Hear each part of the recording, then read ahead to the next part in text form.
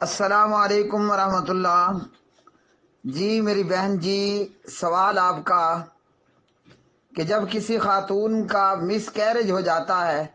سکتے حمل ہو جاتا ہے، ایسی صورت میں مس کیریج کی صورت میں کیا عورت نماز روزہ عبادات کو جاری رکھے گی یا سکتے حمل مس کیریج کی صورت میں عورت نماز روزہ ادا نہیں کرے گی؟ مس کیریج ہو جانے یا کروا لینے کی صورت میں، سکتے حمل کی صورت میں آیا عورت پر نفاس والا حکم ہوگا یا کہ وہ نماز روزہ جاری رکھے گی؟ یہاں یہ یاد رکھیے کہ جب عورت حالت حیض میں ہو یا عورت حالت نفاس میں ہو تو عورت نماز روزہ ادا نہیں کرے گی، بلکہ روزے کی قضا دے گی اور نماز اس پر معاف ہوگی، حالت حیض میں اور حالت نفاس میں۔ ہاں، حالت استحاضہ میں وہ نماز وغیرہ باوضو ہو کر جاری رکھے گی، ہر نماز کے لیے وضو کر کے۔ اب یہاں سوال یہ ہے کہ جب سکتے حمل ہوا، مس کیریج ہوا، جنین ساقط ہو گیا، تو اس صورت میں عورت کے لیے کیا حکم ہے؟ اس کی دو شکلیں ہیں۔ ایک شکل تو یہ کہ مس کیریج ہوتا ہے یا مس کیریج کروا لیا جاتا ہے، بچہ گر جاتا ہے۔ اگر تو بچے کی تخلیق مکمل ہو چکی ہو، یعنی اس کے باڈی پارٹس وجود میں آ چکے ہوں اور وہ باقاعدہ انسانی شکل اختیار کر چکا ہو، تو ایسی صورت میں مس کیریج ہو جانے، سکتے حمل بچہ گر جانے کی صورت میں عورت حالت نفاس میں ہوگی اور وہ نماز روزے کا اہتمام نہیں کرے گی، نمازیں معاف ہوں گی اور روزوں کی قضا دے گی۔ اور اگر سکتے حمل یعنی مس کیریج کی صورتحال یہ بنتی ہے کہ فقط ایک خون کا لوتھڑا تھا، ہاں جی، اعضاء وجود میں نہیں آئے تھے، فقط ایک لوتھڑا سا تھا، تو پھر یہ صورتحال حالت نفاس کی نہیں ہوگی، بلکہ عورت جو ہے وہ نماز بھی پڑھے گی، روزہ بھی رکھے گی اور خاوند بھی بیوی کے قریب آ سکے گا۔ اس صورت میں ہم سب سے پہلے اللہ کا قرآن دیکھ لیتے ہیں کہ قرآن مجید فرقان حمید نے اس سلسلے میں ہمیں کیا رہنمائی کی ہے۔ حمل کی صورت میں اور پریگننسی کی صورت میں اللہ رب العالمین نے پریگننسی کے متعلق، حمل کے متعلق کیا ارشاد فرمایا ہے، پھر ہم دیکھیں گے کہ اس پر علماء کتاب و سنت کا کیا کہنا ہے۔ قرآن مجید فرقان حمید ہے، سورۃ الحج کی یہ آیات بینات ہے، پارہ نمبر 17 ہے، آیت نمبر 5۔ اعوذ باللہ من الشیطان الرجیم، یا ایہا الناس ان کنتم فی ریب من البعث فَإِنَّا خَلَقْنَاكُم مِّن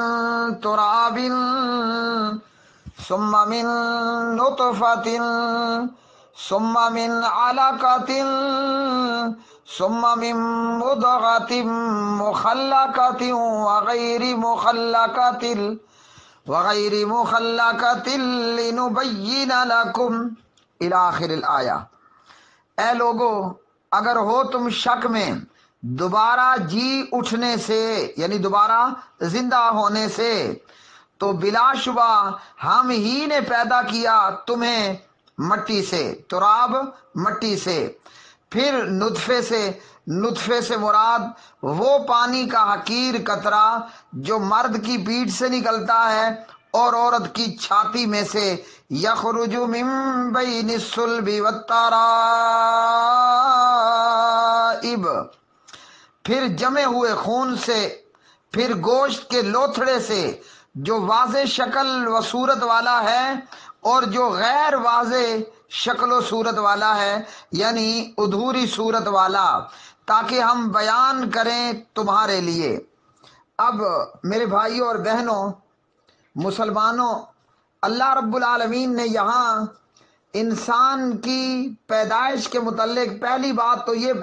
بیان کر دی کہ اللہ نے انسان کو مٹی سے پیدا کیا۔ وہ تھے ہمارے بابا جان آدم علیہ السلام، آگے پھر حوا علیہ السلام کو ان کی بائیں ٹیڑھی پسلی سے پیدا کیا گیا، پھر حوا اور آدم کے ملاپ سے اللہ رب رحمان نے اولاد آدم کو پیدا کیا۔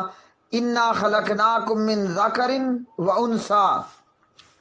ہاں جی، وہ ایک مذکر آدم تھے اور وہ ایک مؤنث اماں جی حوا تھیں علیہم الصلاۃ والسلام۔ تو اللہ نے پھر اولاد آدم کو نطفے سے پیدا کیا۔ نطفہ منی کا وہ قطرہ ہے جو باپ کی پیٹھ سے اور ماں کی چھاتی سے نکلتا ہے، اور یہ دونوں قطرے آگے پہنچتے ہیں رحم مادر میں، یعنی عورت کے رحم میں، اور پھر وہاں سے ہاں جی پیدائش کا اور ایک تخلیق کا عمل شروع ہو جاتا ہے۔ اب یہاں کیا ہوتا ہے؟ پہلے نطفہ ہوتا ہے عورت کا اور مرد کا،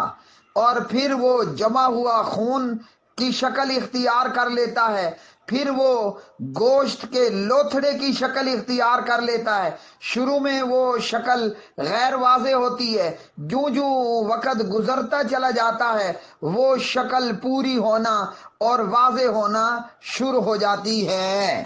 تو یہ ہے پیدائش کے حوالے سے قرآن مجید فرقان حمید کا یہاں اس سورہ مبارکہ کے اندر بیان، باقی جگہوں پر بھی موجود ہے۔ یہ علاقتن کا معنی ہے جمع ہوا خون، اور جونک بھی، ہاں جی، یعنی یہ جمع ہوا خون جونک کی طرح ہوتا ہے، اور پھر یہ ایک سیال مادے جمے ہوئے خون کا ایک ٹکڑا بن جاتا ہے جس کی شکل جونک سے ملتی جلتی ہے، اور یہ مضغتن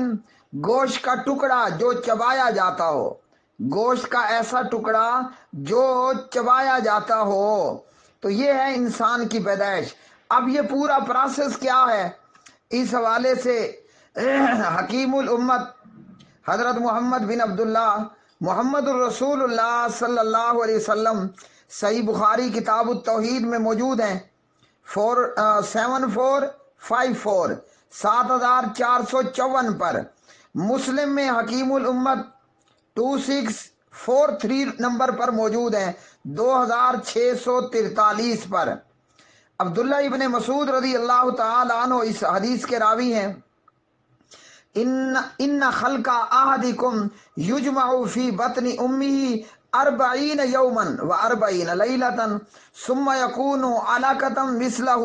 ثم یکون مضغۃ مثلہ ذلک ثم یبعث الیہ الملک۔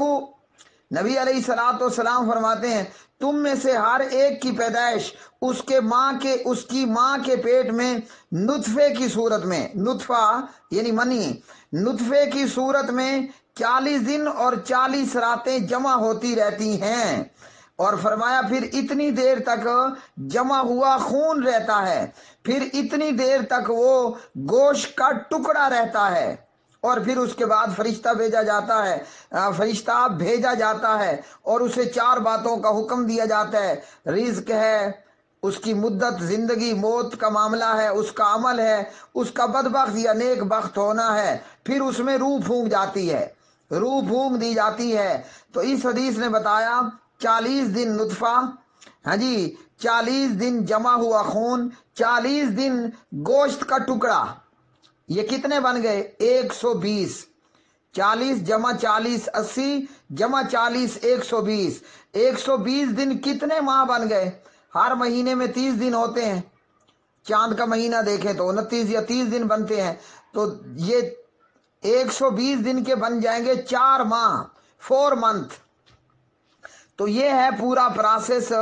ایک انسان کی پیدائش کا، اور پھر آگے جو ہے وہ وقت کے ساتھ ساتھ یہ بچہ اپنی ماں کے رحم میں گروتھ کرتا رہتا ہے، بڑھتا رہتا ہے، یہاں تک کہ اللہ سبحانہ و تعالیٰ کے حکم سے وہ پھر پیدائش عمل میں آتی ہے، باقاعدہ ڈیلیوری ہوتی ہے۔ اب اس کے بعد ہم پوچھ لیتے ہیں علماء سے کیا پوچھیں گے؟ پوچھیں گے سکتے حمل کے حوالے سے، مس کیریج کے حوالے سے، کہ اگر مس کیریج ہوا، سکتے حمل ہوا، حمل گر گیا ہے، ایسی صورت میں کیا عورت نفاس کے حکم میں ہوگی اور زیادہ سے زیادہ 40 دن وہ نماز نہیں پڑھے گی، روزہ نہیں رکھے گی، خاوند قریب نہیں آئے گا؟ اس صورت میں کہ جب یہ پریگننسی، یہ بچہ ہاتھ پاؤں دیگر اعضاء بن چکے ہوں، اور اگر ہاتھ پاؤں اور اعضاء نہیں بنے، وہ نطفے کی صورت میں تھا یا لوتھڑے کی صورت میں تھا، ہاں جی، وہ نطفے یا لوتھڑے وغیرہ کی صورت میں تھا، تو پھر کیا ہوگا؟ عبدالعزیز بن عبداللہ بن باز ہیں المعروف فضیلت الشیخ شیخ ابن باز رحمت اللہ علیہ، ان سے سوال ہوتا ہے کہ بعض حاملہ عورتوں کا بچہ سکت ہو جاتا ہے، حمل گر جاتا ہے اور جنین ساکت ہو جاتا ہے، مس کیریج ہو جاتا ہے۔ اب کچھ جنین ایسے ہوتے ہیں کہ جن کی تخلیق پوری ہوتی ہے، اور کچھ ابھی لوتھڑا اور نطفہ اور اس طرح کا معاملہ ہوتا ہے، تو ایسی صورت میں کیا حکم ہوگا؟ جواب دیتے ہیں کہ اگر جنین کا یعنی حمل پریگننسی کا بچے کا ہاتھ پاؤں دیگر اعضاء بن چکے ہوں تو یہ عورت نفاس والی عورت کے حکم میں ہوگی، 40 دن نماز نہیں پڑھے گی، روزہ نہیں رکھے گی، ہاں جی، خاوند اس کے قریب نہیں آئے گا وغیرہ۔ اور اگر یہ مس کیریج ایسی صورت میں ہوتا ہے کہ جنین میں ابھی واضح وضاحت نہیں ہوئی تھی، یعنی وہ ابھی نطفہ تھا یا لوتھڑا تھا یا گوشت کا ایک لوتھڑا سا تھا، اور جس میں ہاتھ پاؤں نمایاں نہیں تھے، جس میں ہاتھ پاؤں نمایاں نہیں تھے، اور ابھی تک صرف خون ہی تھا، تو پھر اس عورت کے لیے حیض اور نفاس کا حکم نہیں ہے، بلکہ اس کے لیے استحاضہ والی عورت کا حکم ہوگا، نماز بھی پڑھے گی، روزہ بھی رکھے گی، اور خاوند کو اس بیوی سے وظیفہ زوجیت کرنا بھی حلال ہوگا۔ ہاں، ہر نماز کے لیے وہ وضو کر لے گی، ہاں جی، ہر نماز کے لیے وہ وضو کر لے گی، فتاوی اسلامیہ۔ تو اس سے کیا معلوم ہوا؟ اگر مس کیریج ہوتا ہے اور باقاعدہ ہاتھ پاؤں بن چکے تھے پریگننسی کے، پھر تو وہ نفاس والے حکم میں ہوگی، اور اگر مس کیریج ہوتا ہے اور ابھی گوشت کا ٹکڑا اور لوتھڑا سا ہے، ہاتھ پاؤں وغیرہ اعضاء نمایاں نہیں ہوئے، تو پھر اس عورت کا نفاس والا حکم نہیں ہوگا، بلکہ استحاضے والی عورت کے حکم میں ہوگی، اور وہ سارا کچھ جاری ساری رکھے گی۔ ابن باز رحمت اللہ علیہ کے بعد میرے پاس ہیں فضیلت الشیخ محمد بن صالح العثیمین رحمہ اللہ، فتاوی ارکان اسلام ہے۔ سوال ہوتا ہے کہ کیا حاملہ عورت کو آنے والا خون بھی حیض کا خون ہے؟ جواب دیتے ہیں کہ حاملہ عورت کو حیض نہیں آتا۔ کیوں نہیں آتا؟ کہ امام اہل سنت امام احمد ابن حنبل رحمہ اللہ نے فرمایا، عورتیں جو ہے وہ حیض منقطع ہو جانے سے حمل معلوم کر لیتی ہیں، یعنی شادی شدہ عورت کا جو باقاعدہ حیض آ رہا ہے ہر منتھ میں، ہر ماہ میں 1 یا 2 مرتبہ، جب شادی شدہ خاتون کا حیض بریک ہو جائے تو یہ اس بات کی علامت ہوتی ہے کہ پریگننسی ہو چکی ہے۔ اور بعض اہل علم نے یہ بھی کہا کہ اللہ تبارک و تعالیٰ نے شکم مادر میں جو ہے وہ جنین کی غذا کے لیے یہ چیز پیدا کی، جب حمل قرار پاتا ہے تو حیض رک جاتا ہے۔ تو اس سے یہ معلوم ہوا، ایک تو یہ کہ جب پریگننسی ہو جائے، ہاں جی، تو پھر حیض نہیں آتا، عام طور پر یہی معاملہ ہے، عام طور پر یہی معاملہ ہے۔ اور اسی طرح ان شیخ کا یعنی فضیلت الشیخ ابن عثیمین رحمہ اللہ کا بھی مس کیریج کے حوالے سے بھی یہی جواب ہے جو ابن باز رحمۃ اللہ علیہ کا تھا فتاوی ارکان اسلام، کہ اگر مس کیریج ہوا اور باقاعدہ بچے کے اعضاء بن چکے ہیں پھر تو وہ نفاس کے حکم میں ہوگی عورت، اور اگر وہ ابھی گوشت کا لوتھڑا سا گر گیا ہے، مس کیریج ہوا ہے، تو پھر وہ نفاس کے حکم میں نہیں ہوگی، استحاضے والی عورت کے حکم میں ہوگی اور وہ نماز وغیرہ اور دیگر روزہ عبادات کو جاری و ساری رکھے گی۔ ھذا ما عندی واللہ تعالی اعلم بالصواب۔